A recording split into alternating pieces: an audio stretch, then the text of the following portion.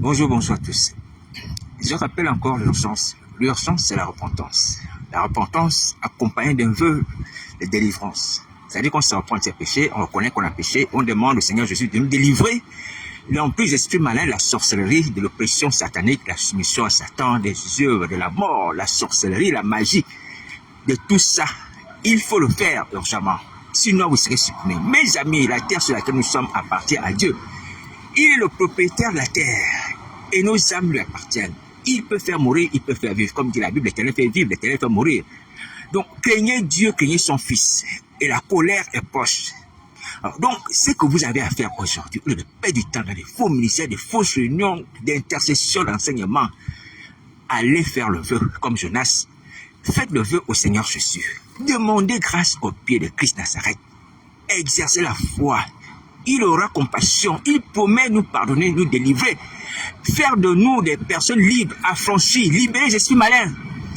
On sera délivrés, mes amis. Ce n'est pas un homme qui délivre, c'est Jésus qui délivre. Et quand Jésus-Christ délivre, mais il délivre mieux qu'un homme.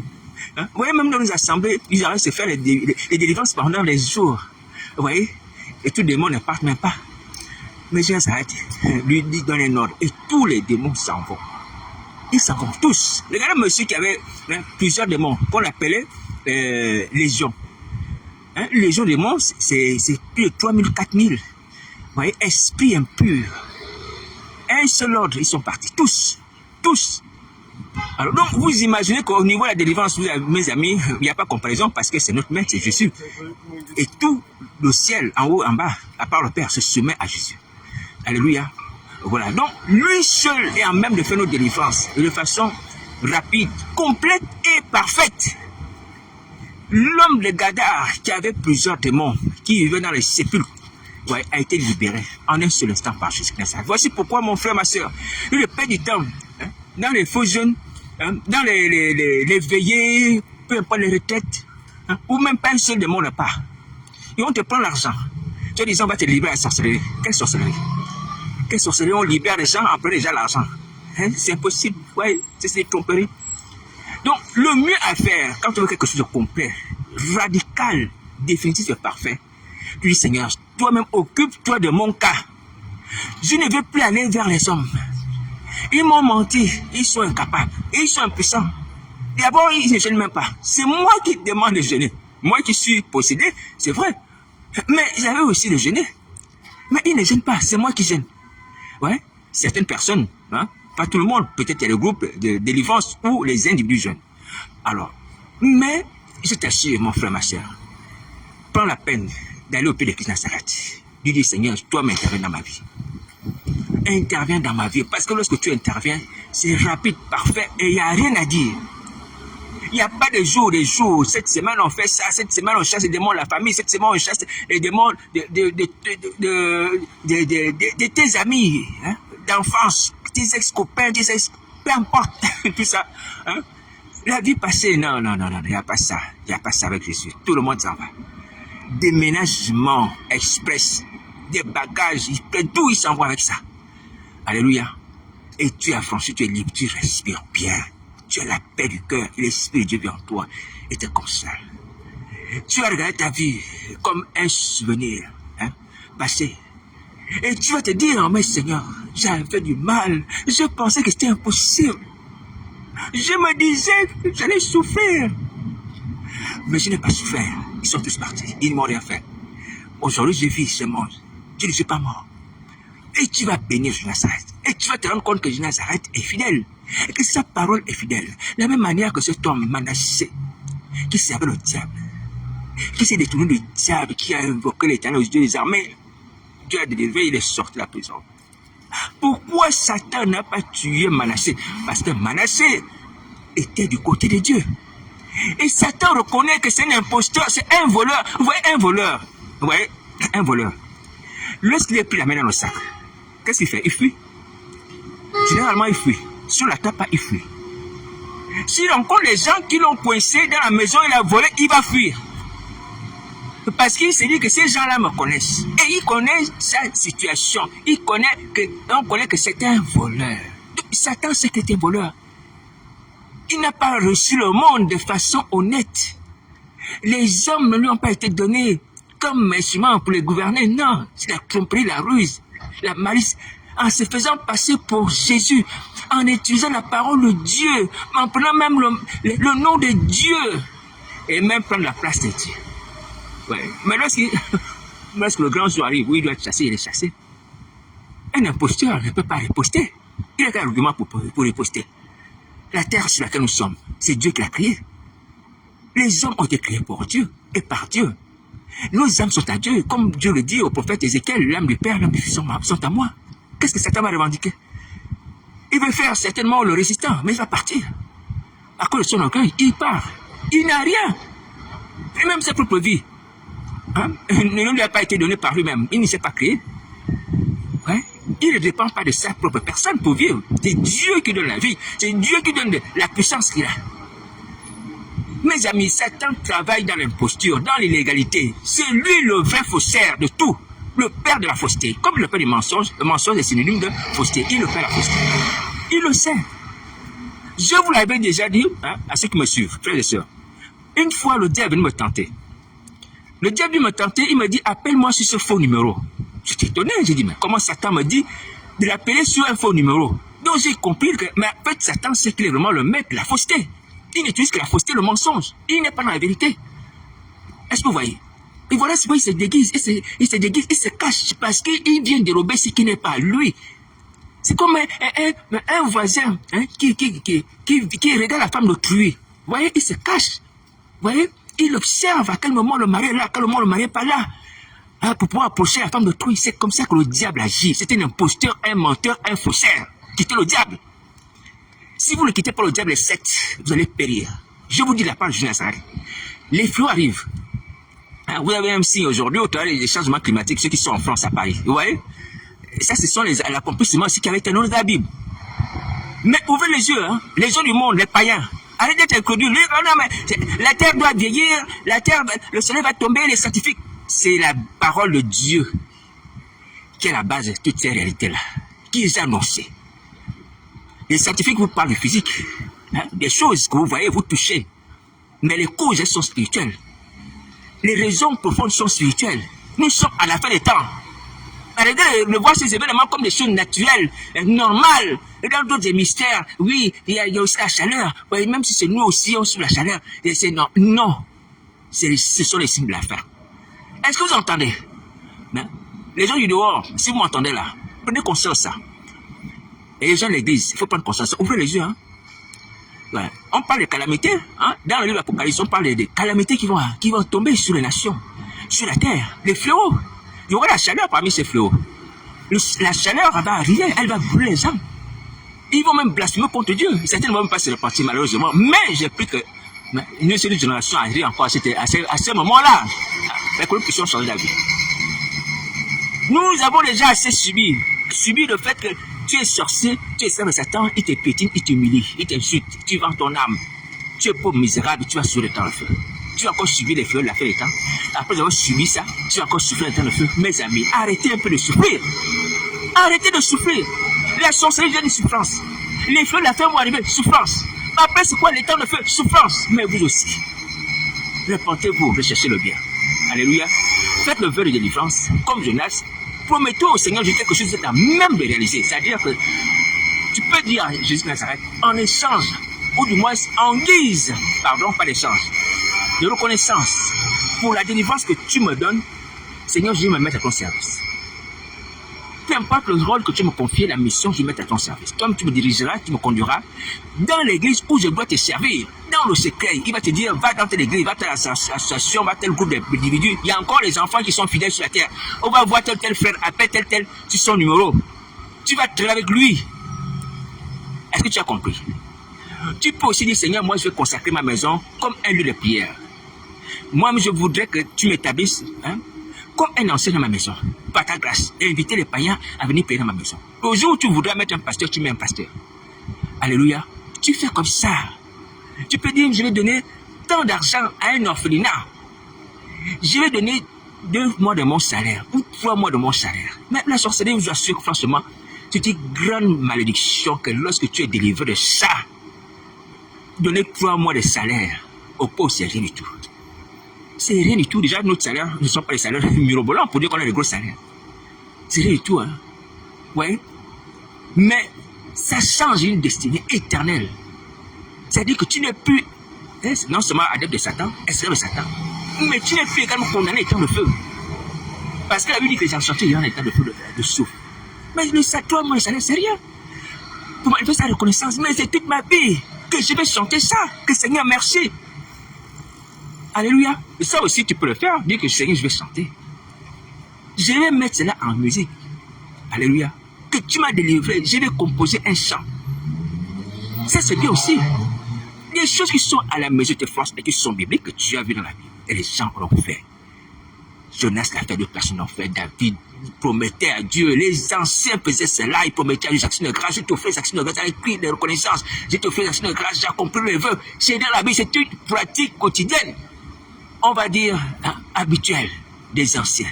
Et ils avaient des résultats. Ils avaient des résultats. Toutes les fois, vous allez lire les psaumes, vous qui aimez lire les psaumes, vous ne voyez pas tout, souvent que les psaumes sont accompagnés, et j'accomplirai mes vœux. Je témoignerai de tes bontés à mes frères. Hein? Quand le psaume 28 le dit. Je raconterai tes merveilles à mes frères. Je ferai ceci, cela. Ce sont les engagements, ce sont les vœux qu'on prend vis-à-vis de Dieu pour la délivrance qu'on lui demande. Et Dieu est sensible à cela. Et il agit rapidement. Donc, voici la parole de Christ. Voici la parole de Christ. Donc, arrêtez les péchés. Alors, je viens nous rappeler encore une chose importante. Je l'avais déjà dit, je vous ai dit, mes amis, il y a une succession de châtiments qui nous sont adressés. Alléluia. Je prends 2 ou 3. Par exemple, le fait d'exister des faux ministères. À l'instar des Isabelle, comme Isabelle. Ouais, les femmes ou les hommes qui n'ont pas reçu d'appel et qui ont la sorcellerie, qui ne sont pas enfants de Dieu. Vous voyez, le Seigneur Jésus promet quoi? Il promet de nous jeter dans le temps de feu et de soufre. Ou du moins, il nous jeter sur la ligne. Alléluia. Voilà, ça c'est un premier châtiment. Il y a aussi un autre châtiment, celui, par exemple, de Hyménée Alexandre. Hyménée Alexandre blasphémait. Et la Bible déclare qu'à un moment donné, il bouleversait la foi de beaucoup de chrétiens. C'est Paul qui va le dire. Et il va les livrer à Satan. Vous voyez, ça aussi c'est un autre châtiment. Pour ceux qui bouleversent la foi des gens, pour ceux qui blasphèment, pour ceux qui enseignent les fausses doctrines, attention. Ces châtiments aussi peuvent vous atteindre. Il y a aussi un autre châtiment. Ce qui consiste à modifier la Bible. Vous voyez, le Seigneur Jésus a dit, si quelqu'un prend une seule lettre de cette loi-là, et toutes ces paroles qu'il a annoncées, la change en modifie, l'autre, ou enseigne autre chose que ce qui est écrit, cette personne sera punie des fléaux qui sont décrits dans la Bible. C'est Jésus qui parle comme ça, le Seigneur. Alléluia. Vous voyez, aujourd'hui, malheureusement, aujourd'hui, il n'est pas rare de voir des versions bibliques où les gens ont touché, les gens ont ôté, les gens ont manipulé les versets bibliques. Et même d'entendre des fausses doctrines. Mes amis, il y a des fléaux qui pèsent sur vous. Le Seigneur Jésus le promet. Ça aussi, c'est notre châtiment. Même pour les imprimeurs, ceux qui font les versions de la Bible, si ce n'est pas conforme aux textes originaux, vous êtes soumis, ou du moins, vous êtes exposés à la colère de Jésus-Christ. Donc, il y a un ensemble de colères qui est au-dessus de nous. Je suis sûr que je vais énumérer, il y en a plusieurs. J'ai énuméré déjà 3, mais il y en a plusieurs. Mes amis, répondons-nous. On ne peut pas échapper. Et Satan a fait, comme le Père la malice, nous a amené à commettre toutes ces choses pour que nous soyons vraiment condamnés. Et que nous puissions dire vraiment que là, on a fait tout le tour des péchés. Vous voyez, comme quelqu'un qui est dans un mariage. Vous voyez, il y a plein de plats comme ça. Il goûte celui-là, il goûte celui-là, il goûte celui-là, il goûte celui-là, il goûte celui-là. Donc, il goûte tous les plats. Ouais, il prend un peu comme ça. Nous, on a fait comme ça. Tous les péchés, on a mis dans un même plat. Bon, alors, mais je vais vous dire une chose. Certes, Christ est puissant pour nous punir. Pour exercer tout ce qu'il a annoncé comme châtiment par rapport à ces péchés. Dans les faux ministères, toucher la Bible, et également bouleverser la foi des gens.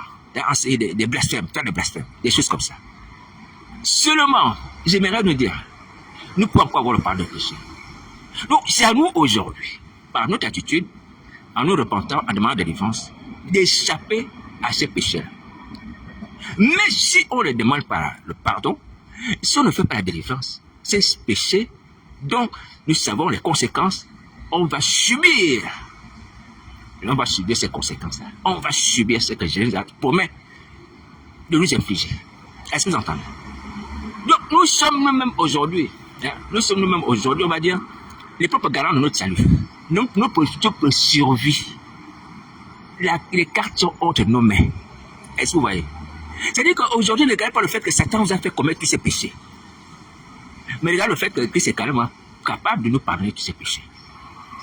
Donc, il ne faut pas seulement regarder le verre à moitié plein. Il faut aussi regarder à moitié vide. Il faut aussi regarder le verre à moitié plein. On a encore la grâce de Dieu. Alléluia. On a encore la grâce de Dieu au-dedans de nous, à cause de Christ Nazareth. Au-devant la face de Dieu, à cause de Christ Nazareth. Malgré la multitude de nos péchés. Donc, il y a une certaine partie, c'est vrai, du verre qui est déjà plein. La coupe n'est pas encore pleine, mais il y a une partie qui est pleine. Alléluia, des péchés. Mais la coupe n'est pas encore pleine. Alléluia. Donc, on peut se repentir. Il y a encore la grâce aussi. Alléluia, il y a encore la grâce. Il faut se repentir. Demandez pardon. Voici la parole de Christ. Je vous assure, vous qui me voyez, ah Seigneur, vous voyez bien que je ne suis pas un imposteur. Ce n'est pas pour me glorifier. Si je l'avais été, il y a longtemps, non seulement je serais confondu, mis à mort déjà. Et cette œuvre-là, vous ne l'entendrez plus sur Internet, sur Facebook. Et ce n'est pas pour me faire voir que j'ai écrit, je condamne, j'ai écrit avec véhémence, certaine colère. Non. C'est pour vous alerter, ouvrir les yeux et condamner ce que vous faites. Les hommes comme les femmes, les gens de l'église comme les gens dehors. Et tu peux pas se dire, mais moi je ne suis pas chrétien, moi je ne suis pas les gens de l'église qui commettent le péché là-bas, toi aussi tu commets le péché. Les gens qui sont sur Facebook là, qui racontent toutes sortes de sortilèges, on va dire c'est ça le sortilège. L'impudicité et tout ça, la magie, les œuvres de la chair, voilà, qui commettent les excès, des scandales, c'est pareil, il faut se repartir. Il n'y a pas que les gens de l'église. Alors je sais que beaucoup d'entre vous aussi ont la sorcellerie. C'est pas un jeu, c'est pour vous dire que vous êtes captifs. Donc vous savez qui je suis. Et quand vous lisez mes commentaires, vous savez qui je suis. Mais la grâce de Dieu aussi est pour vous. Il faut repentir, aller au pied de Christ, demander pardon et demander la délivrance. Les esprits malins, la sorcellerie, des pactes, l'alliance satanique. Et vous aurez parfaitement cette délivrance. Je vous rappelle que Jésus Nazareth délivre mieux qu'un homme. Voici l'avantage que nous avons. Les hommes délivrent à travers Jésus Nazareth. Mais lui-même, quand il fait la délivrance. Souvenez-vous même quand lorsque cet homme qui avait son fils qui était lunatique, qui tombait parfois dans le feu, dans l'eau, les disciples voulaient le faire mourir, en fait, qui tombait partout, parfois. Les disciples n'ont pas pu. Mais Jésus a chassé l'esprit, sourd et muet, et il est parti à l'instant. Donc, si Christ fait ta délivrance, et ce qu'il veut faire, mon ami, sois sûr que l'esprit va partir. Elle sera accomplie totalement et parfaitement. Donc, voici pourquoi prends courage. Va prier au Seigneur. Je te demande, Seigneur, agis dans ma vie. Toi, m'occupe toi de mon âme, de ma personne. Alléluia. Et protège-moi après la délivrance. Si tu ne fais pas ça, tu seras puni. Parce que toi, dans la situation que tu continues à obéir à Satan, au diable, et faire les choses du diable, dans l'église, dans les familles, les nations, tu seras puni. Tu seras supprimé, balayé, et tu vas pleurer dans les temps de finition. À jamais. Et ce sera avec beaucoup de regrets. Donc, profite de l'occasion qui t'est donnée de sauver ta vie. Donc, voici la parole de Christ. Je suis à l'écoute des gens qui ont besoin de précision, les gens du monde qui ne savent pas prier, qui veulent savoir prier ou quelque chose comme ça. Je peux vous aider par la grâce de Dieu, vous conseiller. Alléluia. Voilà, donc n'hésitez pas à m'écrire, à m'appeler. Mon numéro de téléphone c'est le 07 58 14 14 71. Et même les gens de l'église c'est pareil. Vraiment, mais venez avec de bonnes intentions. Que personne ne cherche à m'envoûter.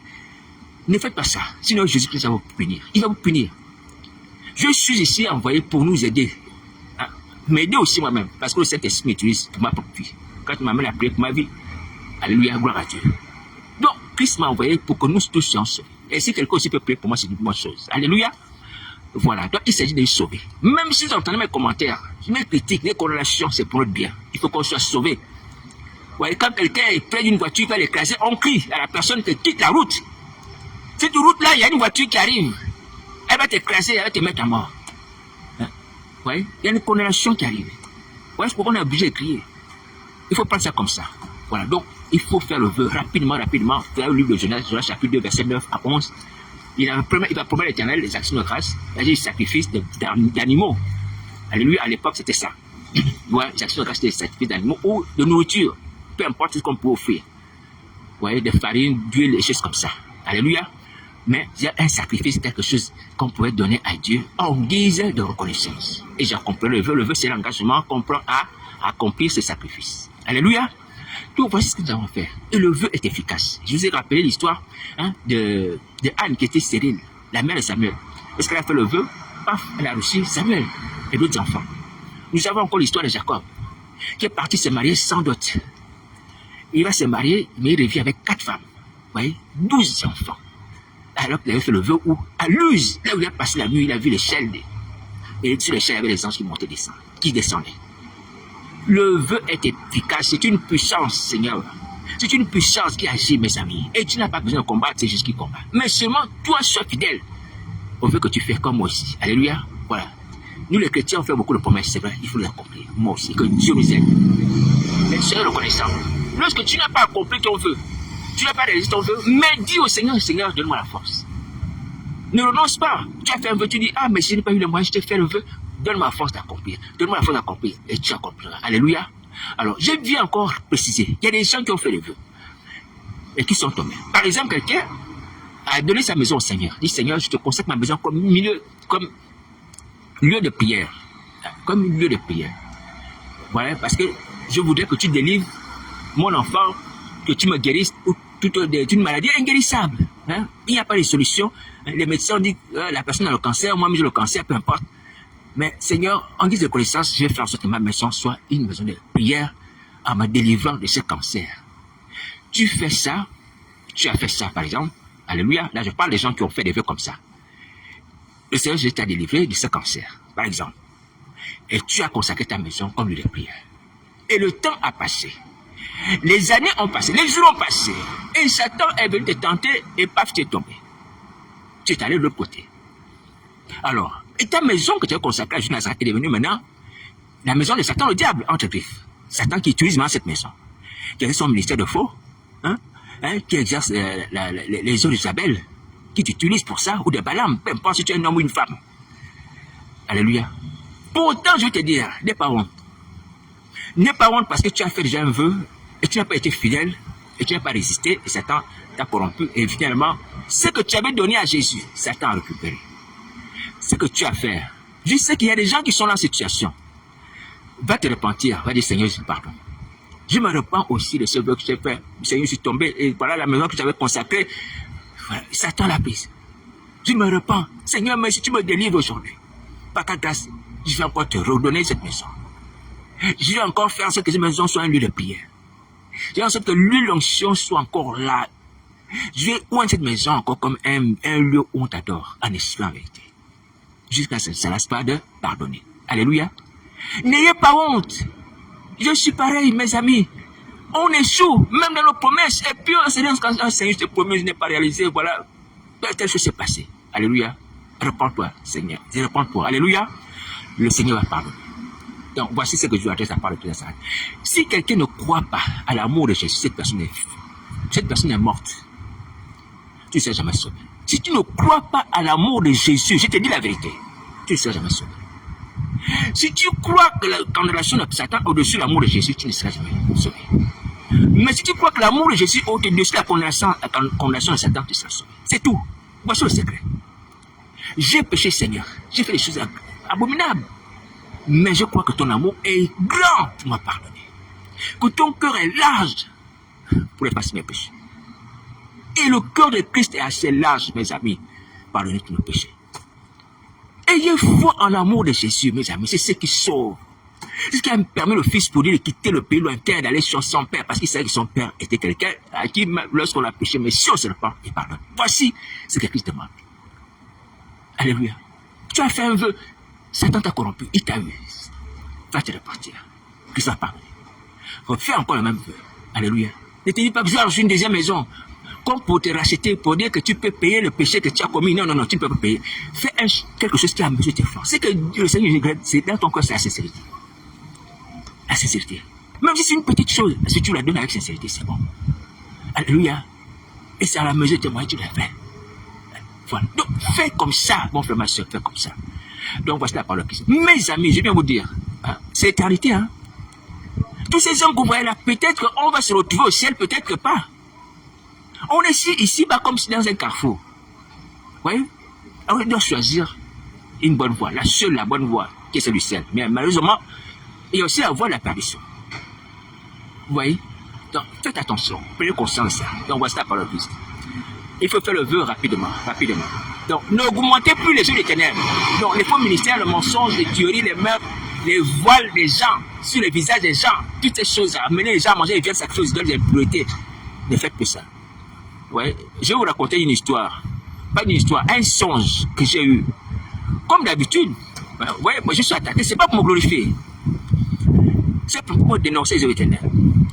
Bon, j'étais endormi, je crois que c'était 5h ou 7h du matin. Vous voyez? Comme souvent, et d'habitude, Satan veut me tenter, il veut m'attaquer.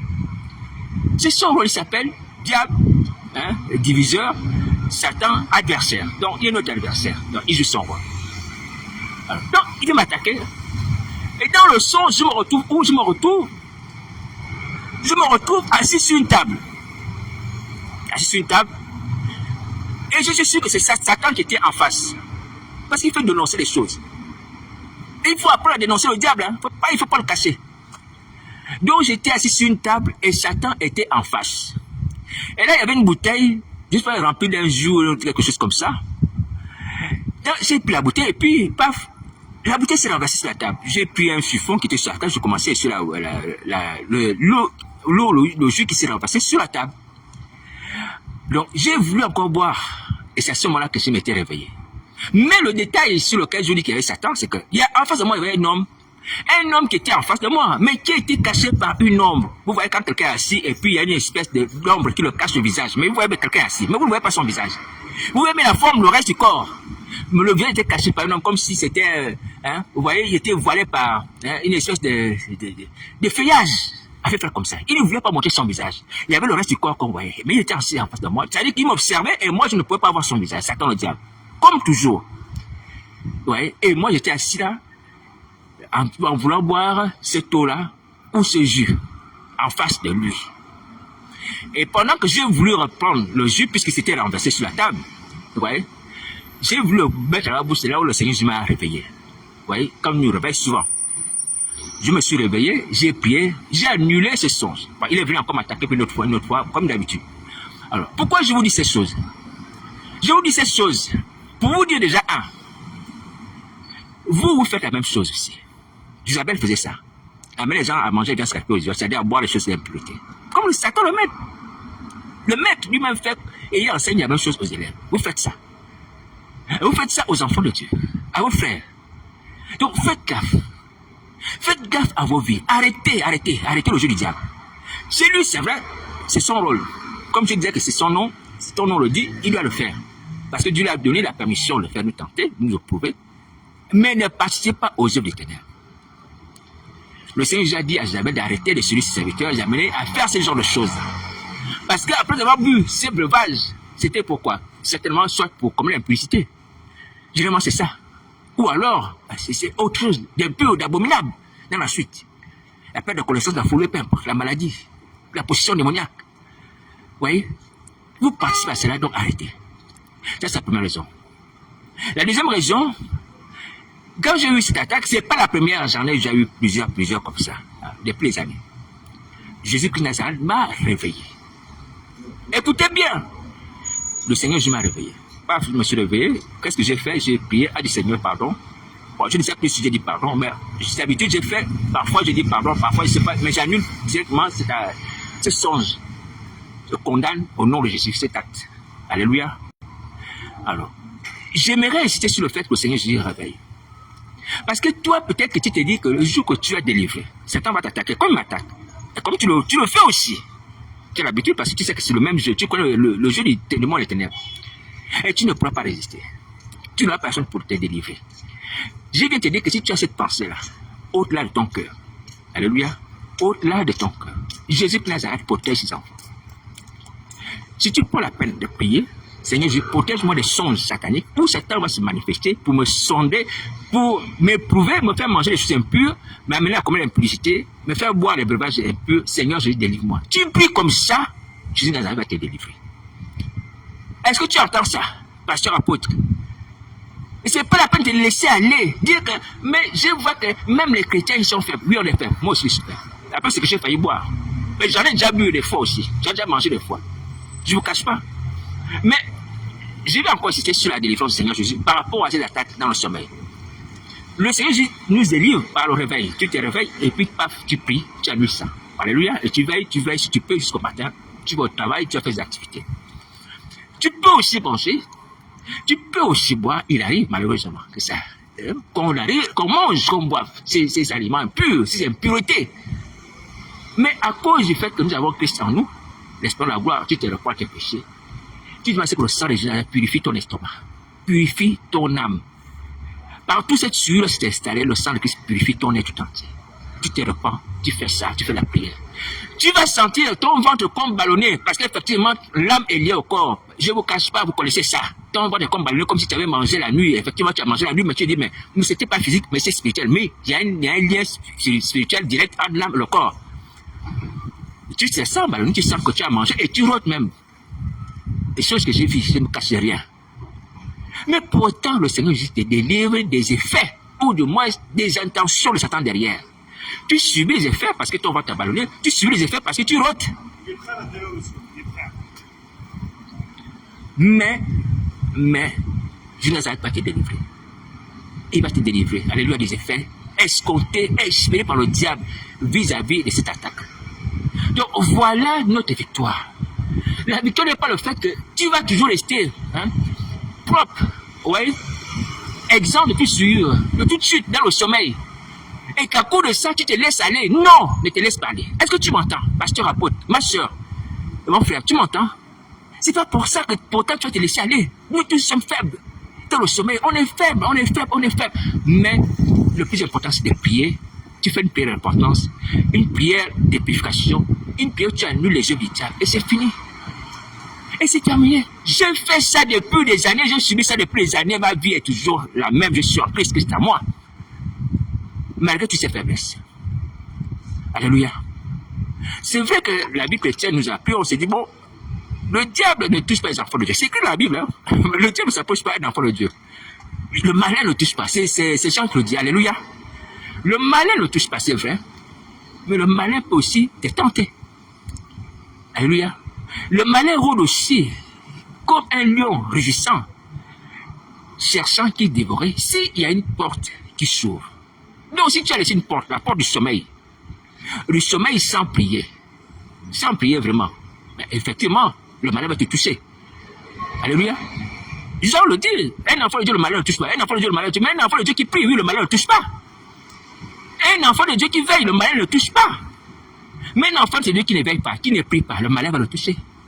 Et c'est comme ça que le malin arrive à me toucher. Je suis un homme comme vous, mes amis. Je ne cache pas, les faiblesses. Il faut se glorifier des victoires de Christ, la délivrance de Christ. Mais exposer ces faiblesses, afin que vous aussi soyez encouragés. Alléluia. Prenez courage. Et même s'il arrive que tu bois beaucoup ces impuretés, tu les manges parce que tu sais les faire aussi, que Satan aussi va les faire contre toi parce que tu vas le quitter, ou les démons, c'est pas grave, tu prends la Sainte Seine. Tu prends la Sainte Seine, le repas de Jésus. Alléluia, le corps de Christ, tu prends la Sainte Seine, tu manges la chair de Christ, bois son sang. Tu fais la Sainte Seine le matin, après t'être repenti, tu es purifié, lavé. Tu as ce médicament-là pour lutter contre les envoûtements de Satan dans la nourriture. Pourquoi tu te laisses aller et dire que non, tu ne sais jamais délivrer parce que Satan a l'habitude de faire tomber les chrétiens qui prient à cause de ça. Mais oui, les chrétiens qui prient, qui sont debout. Mais ceux qui sont debout, s'ils ne prient pas, ils vont tomber. Mais s'ils prient, au terme du sang de Nazareth, ils font la Sainte Seine, ils sont purifiés. Mais ce n'est pas des choses irréversibles, sans solution. Et pour t'amener, tu vas te condamner et dire que bon, je préfère rester dedans. Non, ne dis pas ça. Alléluia. Donc, ôte cette idée de ton esprit. Hein, je vous encourage, frères et sœurs. Alléluia. On va vivre comme ça. Même les maris d'une femme, c'est comme ça. Les Seigneurs viennent, elles repartent, elles repartent. Tu luttes. Tu persévères. Alléluia. Tu persévères. On doit persévérer dans la repentance, à cause de nos faiblesses, et dans la purification, dans la communion à nous avec Christ. Mais jamais baisser les bras. Jamais baisser les bras parce que la chose se répète. Jamais. Jésus ne nous a pas refusé le pardon. Il n'a pas dit qu'il va te pardonner une seule fois, 2 fois, 3 fois. Attention, mes amis. Alléluia, que Dieu nous aide. Donc prenez courage. Ne nous laissez plus aller aux yeux des ténèbres. Ne vous dites pas que après ma délivrance, je n'aurai pas de solution, je n'aurai pas de protection. Parce que les gens sont faibles dans le sommeil. Et à cause du sommeil, Satan va toujours m'avoir. C'est faux.